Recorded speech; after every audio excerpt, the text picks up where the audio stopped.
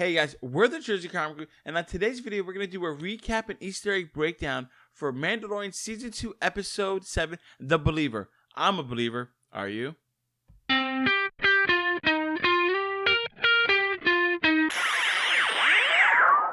Hey guys, Chris and Rob here at the Jersey Comic Crew. Welcome back to another Mandalorian breakdown episode where we are breaking down Episode 7 of Season 2, The Believer.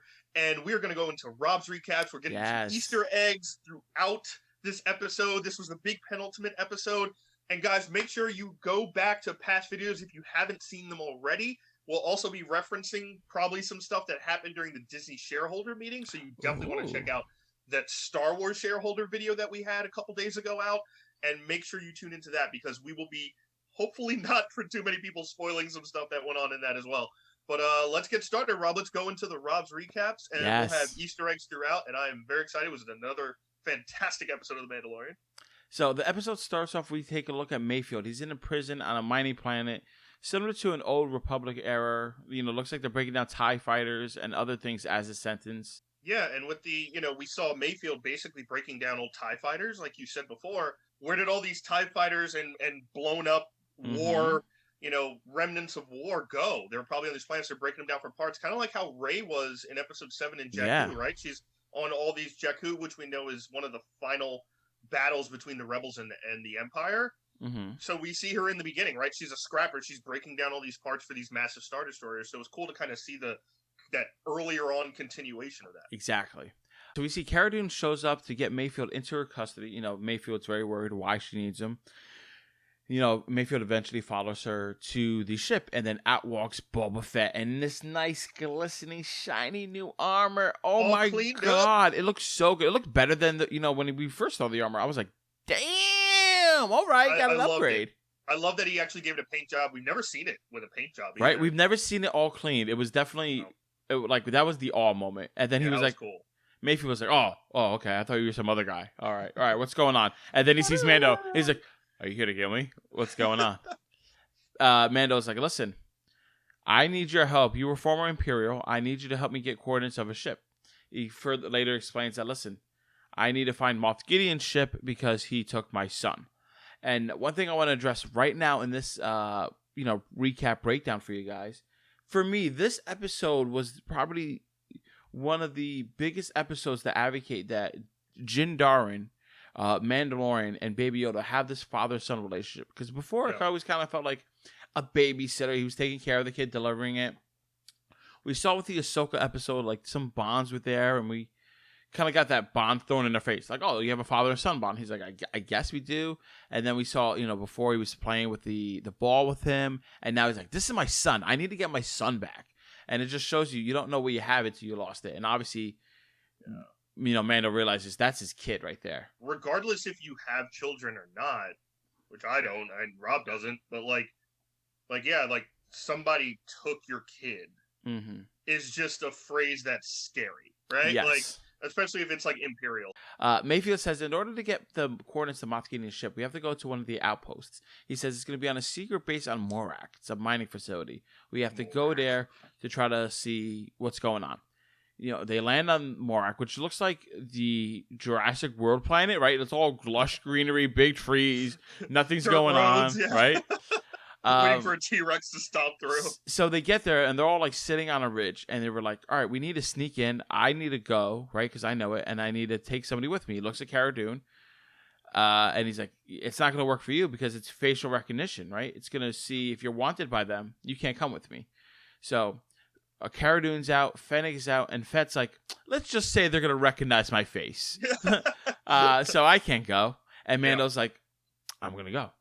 And then they go in, sneak onto the ship, puts on the outfit, and then he's riding in. It's very similar to like Jen Erso and Cassian Andor in Rogue One, where they snuck into the Imperial base. Take their armored transport vehicle with high explosive chemicals, rhydonium.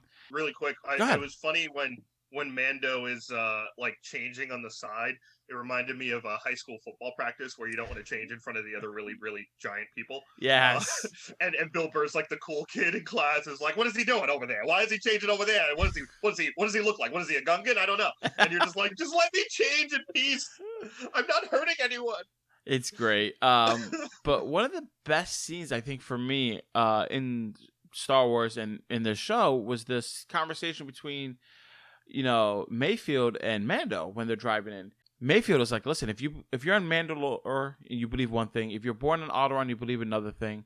The Empire believe in another thing. Who's to say you're right and they're wrong, and vice versa? It's just something to think about. Like, all you have to care about really is if you could sleep at night, and then you're in a better case than most. And Big line. I like that back and forth because the whole time in Star Wars, as a fan, you're just automatically put in this box. Like, the Jedi are good, the Sith are bad, Empire are good, this are bad. It's very black and white, and we're starting to see that there's more degrees of color. Everything's a shade of gray, and I like that they address this. And Chris, wasn't there? I feel like this is not a new topic. I feel like the shades of gray conversation has happened before in Star Wars. Absolutely. We see this in Episode 8 with Benicio del Toro's character, where the Resistance is trying to find this, someone who could break in, kind of similar, right? Break into a mainframe of the Empire, in this case, the First Order. And he shows them on this ship that he stole the weapon sales, and it's not only going to the First Order, it's also going to the Resistance. That's right. In certain cases, war, especially war, is from a certain point of view, right? One of the big things in this episode is, as the transport's coming in, which I know we're going to mention in a second, but we see the Empire taking care of their own, and like the stormtroopers are like clapping and saluting for them for making it. And we also kind of like Filoni has been a big proponent of this, where everything can't just be black and white. Kind of like in the 70s, it's different, right? You're creating a new medium, you're creating a bunch of stuff, but the Clone Wars showed a lot of the Jedi making mistakes, very human mistakes, and having egos and being in their own hubris of like, well, we're the Jedi, like we kind of know and can do all, and no one can really stop us. And we slowly see the mistakes build and build to the downfall, which leads to the Emperor and the Empire. So exactly. Filoni's really good with that. I'm sure he had some input in this as well, and that was just a great part to kind of see perspective in an ever-changing, complex universe. So after we all question our morality with that conversation, we get to the action of the transport, right? Transport ships ahead of them start getting exploded. We find out that there are these alien pirates coming after, trying to explode the highly explosive material, try to stop the Empire essentially from getting it. Mando goes on top of the roof, starts fighting them off. And one thing I really loved about this show, like previous fights with Mando, like he would just sit there and pretty much take bullets. Like he wouldn't necessarily dodge them because his armor was so good, right? And you see that he kind of did that with this armor. And then he noticed very quickly, like, this armor is not, Beskar. Like, it's not going to last. This ain't my armor. Exactly. So, like, he has to work harder than he normally does because he doesn't have that Beskar armor. So which also shows the military side, too. Exactly. Of, like, how much is a life worth? Well, as much as this armor can do for you kind of thing, exactly. Which has always been a question. He's getting overwhelmed, and then, they're coming fast to this bridge, and they're not going to make it. And then all of a sudden, we see TIE fighters swooping in. And, they save the day. They start destroying the other stuff. And then we see stormtroopers coming in. And it's the first time that I could think of that I was happy to see TIE fighters. Because normally when you see TIE fighters, you're like, oh, crap, more TIE fighters. And then this time, like, that was my initial reaction. I was like, oh, shit, TIE fighters. I was like, wait a minute. They think they're all on their side. Awesome. And they start killing people. You see stormtroopers killing pirates. And you're like, yeah. And they're like, yeah, you did it. Fire. Oh, God, what am I doing? Let's do it for Vader. So it was a lot of fun. So then they go into the base, We still have Mayfield with his helmet off.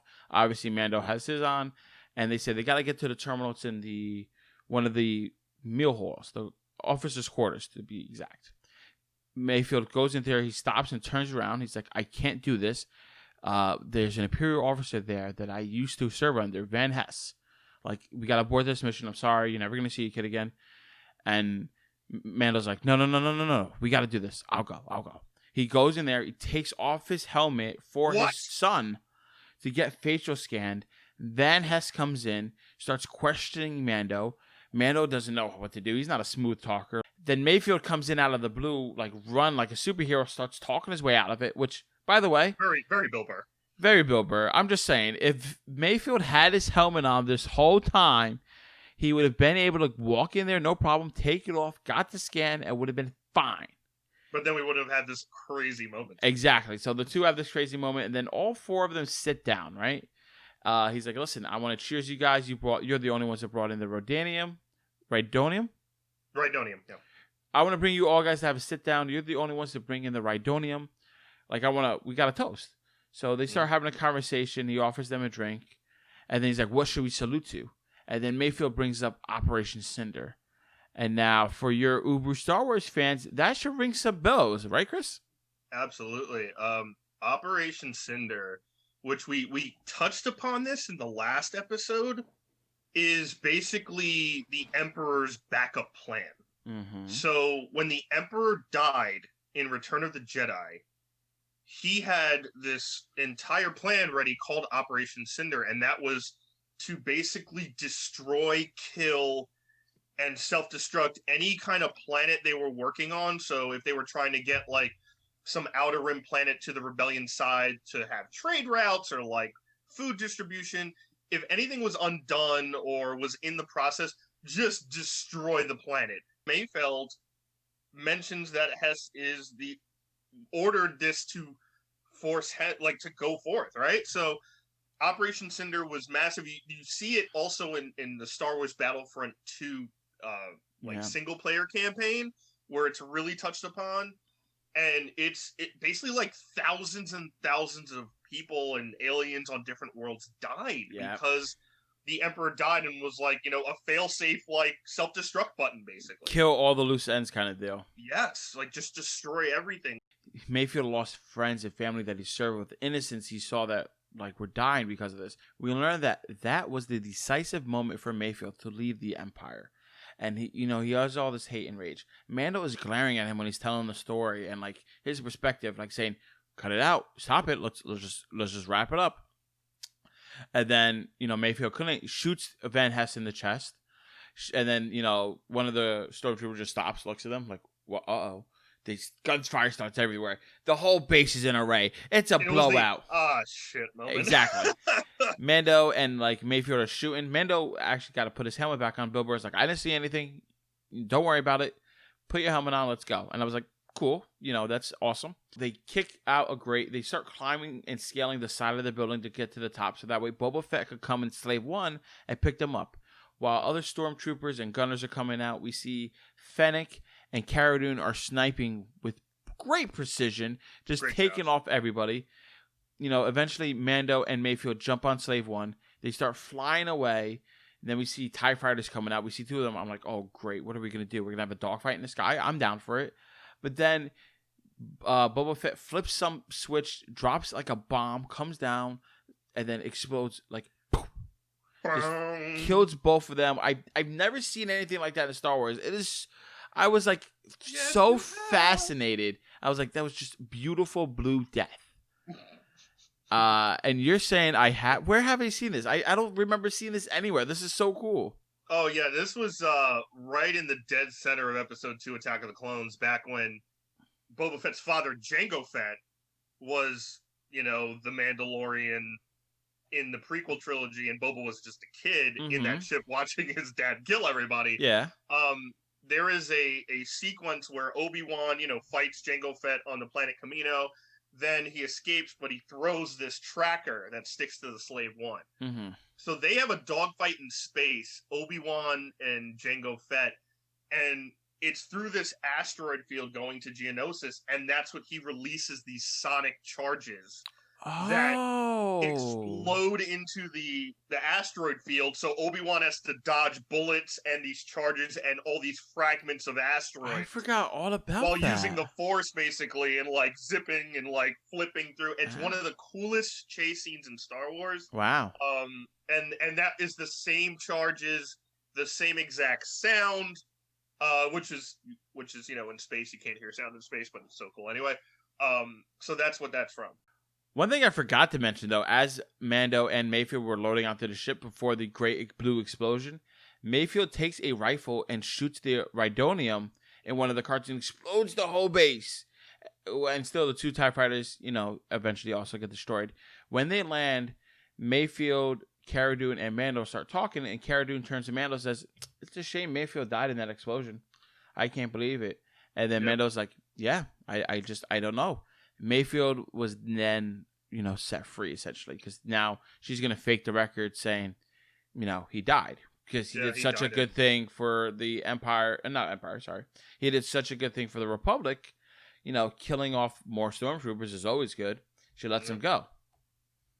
100%, and that is, which I think is the big Easter egg for another backdoor into what was announced at the Disney shareholder meeting, that Filoni and Favreau are doing a, Rangers of the New Republic TV series. Yeah. I really hope Mayfield is in that now, because to me that opens up for what it seems like it's going to be Cara Dune, maybe Carl Weathers' character. Yes. Hopefully a couple of those like X-Wing pilots. Maybe Filoni's a recurring character himself. Ooh. But it seems like Mayfield is going to be in that show, which is great on a bunch of cases. One, I love Bill Burr. Bill Burr. He's hysterical. And number two, he breaks that tense, like, seriousness that we see in every episode already, right? Because, again, we're looking at a guy without facial features in a mask, and everything's very tense, and, you're always worrying about this little kid. So to kind of break it up with this guy who's kind of joking and, like, very literally, I'm going to say what I mean, I'm going to tell you the truth whether you like it or not kind of thing, might be a really cool break in that tension. To end the show, we get the final scene. We see Moff Gideon's ship. Officers greet him with an urgent message. The message is from Mando. And Mando is obviously watching the movie Taken, and he gives his Taken message. He's like, listen, you have something that's very important to me. You have no idea what it means to me. I'm taking it, and you're in trouble. I'm going to kill you. And I'm like, yes! Kill him! Do it! Take him! Taking him! I can't wait. So the next episode, I'm assuming we're going to get a confrontation of Mando trying to get the son back.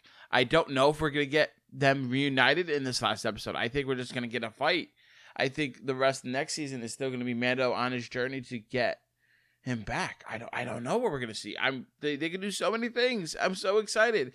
But to hear all of our speculations in greater detail, make sure to stay tuned because we're going to have a speculation video coming out for this. Yes, we are. But yeah, go ahead, Chris. I was going to ask, what did you think of this episode now that, the recap is done? Yeah, no, I love the episode. I loved that we got a little more of Mayfield's backstory, which again I think is going to open up in that new series.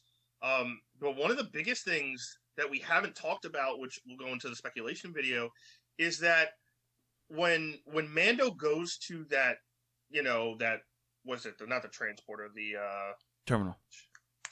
Oh, we redo that. Yep. So one of the main things we didn't really touch upon, which I think is possibly the biggest thing of this episode, is when Mando goes over to that Imperial terminal, it recognizes his face, right? So like the only way he unlocks and gets that information is that terminal does a face scan and it recognizes you. So he, in his past, was within that Imperial database somehow. Whether he was working for the Empire, like almost like Han Solo was when he was really young, like in the Solo movie. Maybe. Or, for some reason, not in the way like Boba Fett's like, no, they'll recognize me because they hired me to do a job and now they think I'm dead. Oh, well, they're going to recognize Boba Fett's face because all of the clone troopers were him.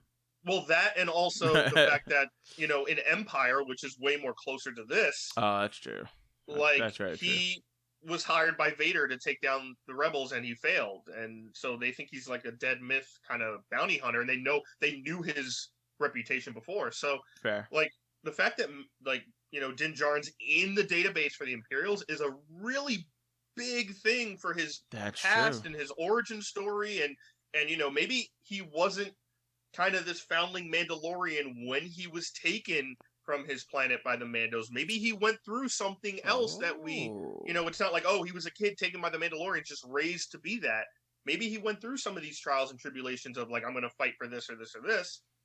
Maybe to be like, hey, I'm going to do this to maybe gain the skills to eventually become a Mandalorian. Yeah, so, maybe he was Imperial for a little bit. I don't know. Yeah, and also I loved Valen Hess, who played Joe Chill in Batman Begins. Yeah. He was one of those faces. I'm like, I know you from somewhere. Exactly. He had that like very. I was like, you were definitely a villain somewhere. Always, yeah. And it happens a couple times. Like during the Bo-Katan episode, the guy who was the Imperial, I was like, I know him too. So yeah, he was awesome. But yeah, I love seeing the kind of that backstory and that huge question. which we'll touch upon later, this might be the first episode ever we didn't see Grogu at all. Yes, I think there was this no is the Grogu. first episode no Grogu, which worked very well. I think Yeah. this episode was great to show the colors of gray in the Star Wars universe, the world building, and of course, seeing Bill Burr's character and all his glory was a lot of fun. I can't wait for the next episode. Guys, leave us a comment down in the below what you thought of the episode and how it prepared you for the next episode, and we'll see you in a couple of days for our speculation video. Hey guys, and make sure you give a thumbs up, really helps the channel out a lot. If you're brand new, make sure you subscribe and turn on notifications. You don't want to miss any more Mandalorian videos and our breakdowns, as well as speculation and theories videos, past videos, everything. Just go either way. And as always, I'm Chris Heller, that's Rob Moran. We are the Jersey Comic Crew, and we will see you next time.